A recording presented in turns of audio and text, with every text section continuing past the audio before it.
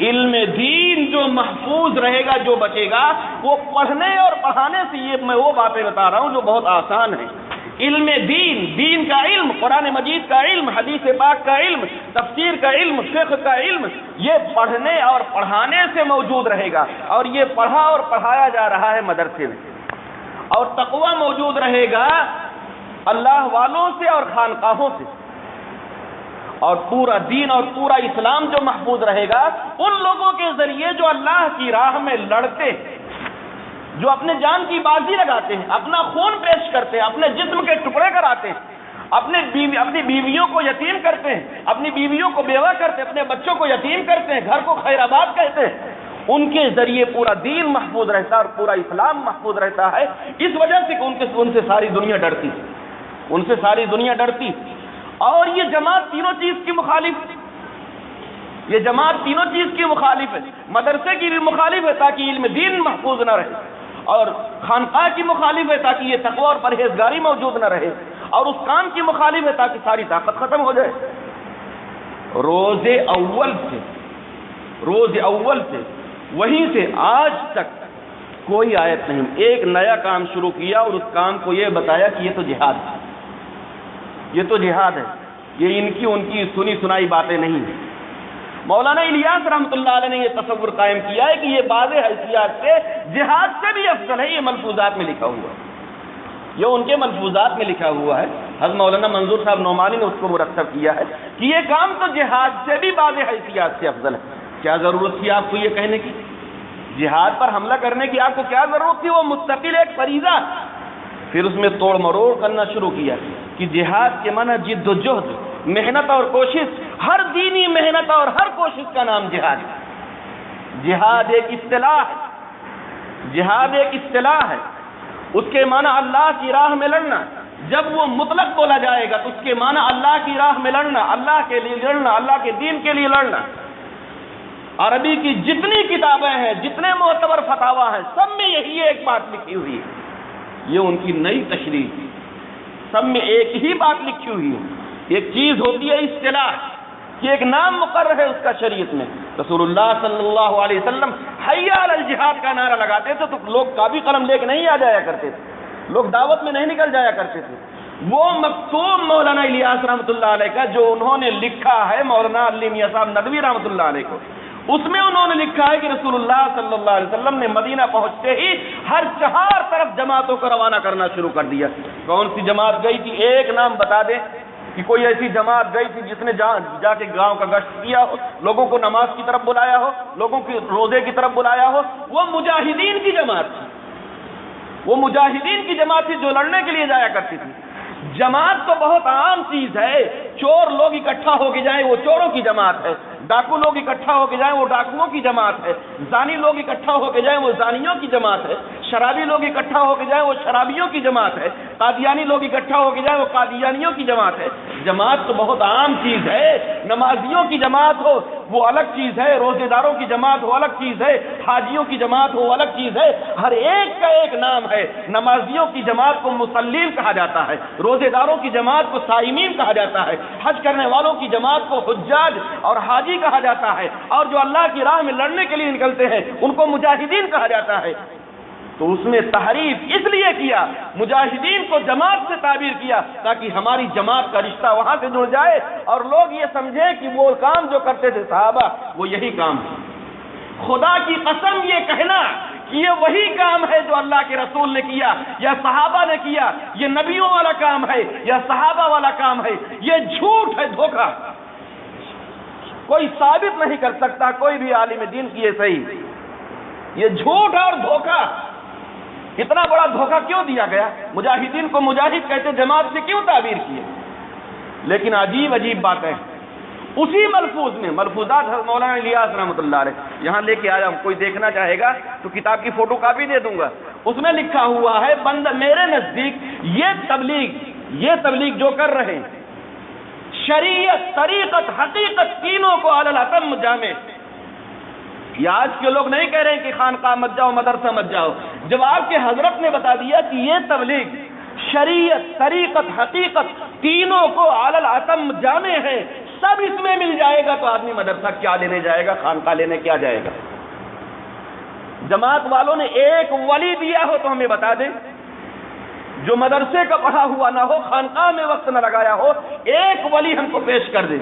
اس 70 سالہ 75 سالہ زمانے میں یا 100 سالہ زمانے میں ایک ولی کا نام پیش کر دے، اور ایک عالم پیش کر دے جس نے مدرسے میں نہ پڑھا ہو۔ میں کہتا ہوں کہ تنے تنہا ایک عالم ہو، پوری دنیا یہودیت اور کفر سے بھری ہو، اور ادھر سے سب لوگ اعتراض کریں، ایک عالم دین جواب دینے کے لیے کافی ہے اور سب کا منہ بند کرنے کے لیے کافی ہے۔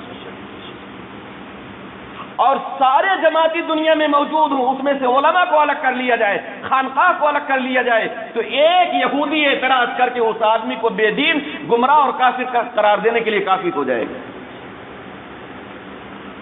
بہت بڑا فرق ہے۔ علماء کرام نے جو خدمات پیش کی، جن کے ذریعے سے آج دین باقی ہے، محفوظ ہے، اس کا چرچا ختم کر دیا گیا۔ خانقاہوں کے ذریعے جو کام ہوا، خواجہ معین الدین چشتی اجمیری رحمۃ اللہ علیہ کے ہاتھ پر 99 لاکھ لوگوں نے اسلام قبول کیا، اس کا چرچا نہیں ہوا۔ چرچا اس بات کا کہ جماعت کا کام بہت بڑا ہے، بہت فائدہ، بہت برکات، 15 صدی میں اس طرح کی کوئی جماعت نہیں تھی جس کے ذریعے اتنا کام ہوا۔ یہ جھوٹ ہے اور دھوکہ ہے۔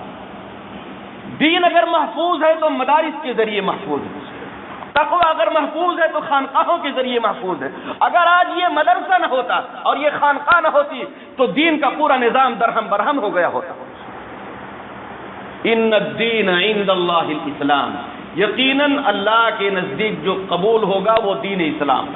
ان الدین عند اللہ الاسلام، دین تو بہت عام ہے، کافر جس مذہب پہ چلے وہ بھی دین، یہودی جس مذہب پہ چلے وہ بھی دین، عیسائی جس مذہب پہ چلے وہ بھی دین، سکھ جس مذہب پہ چلے وہ بھی دین، مسلمان جس مذہب پہ چلے وہ بھی دین۔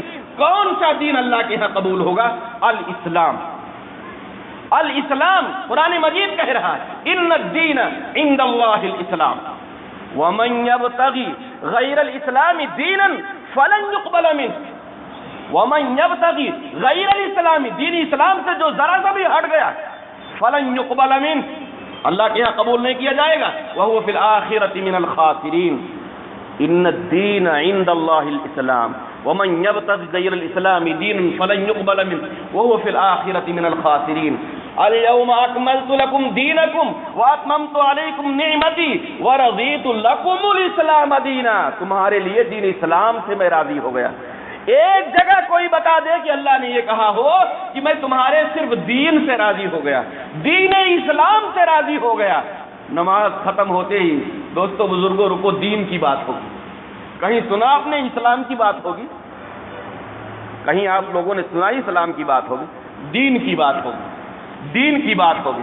ارے جاہل کو خود خبر نہیں، دین کی بات کیا بتائے گا، وہ کیا کرے گا؟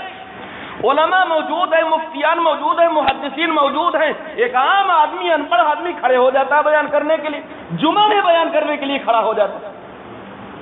کیا بیان کرے گا؟ غیر عالم کے لیے بیان کرنا ناجائز ہے، اس کا بیان سننا ناجائز ہے، نہ اس کے لیے بیان کرنا جائز، نہ اس کا بیان سننا جائز۔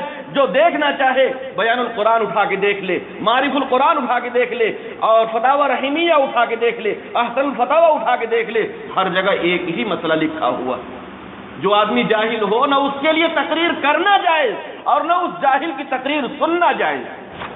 اتخذوا رؤوسا جہالا ضلوا فاضلوا، ایک زمانہ آئے گا، رسول اللہ صلی اللہ علیہ وسلم نے فرمایا کہ لوگ جاہلوں کو امیر بنا دیں گے، وہ خود بھی گمراہ ہوگا، دوسروں کو بھی گمراہ کرے گا، وہ خود بھی گمراہ ہوگا، دوسروں کو بھی گمراہ کرے گا۔ آج پوری دنیا میں چکر لگا کے دیکھیں تو جاہل امیر آپ کو زیادہ ملیں گے، عالم نہیں ملے گی۔ ابھی 12 تاریخ کو میں میوات کے علاقے میں تھا، وہاں میوات کے علاقے میں تقریباً 300 ذمہ دار ہیں، جس میں 2-4 عالم ہیں، باقی سب جاہل۔ پھر امیر کی ایک خاص اصطلاح ہے امیر المؤمنین، اس امیر کی اصطلاح کو لا کے یہاں فٹ کیا، جہاد کو لا کے فٹ کیا، امیر کو لا کے فٹ کیا، اور کہتے ہیں کہ اعلاء کلمت اللہ جہاد کا مقصد، جہاد کا مقصد اعلاء کلمت اللہ، یعنی اللہ کے کلمے کو بلند کرنا، اور وہ کام اس کے ذریعے حاصل ہو رہا ہے۔ اس لیے ان تمام حدیثوں کو، تمام آیتوں کو اس پر فٹ کرنا درست ہے۔ پھر مرزا غلام احمد قادیانی کا کیا قصور؟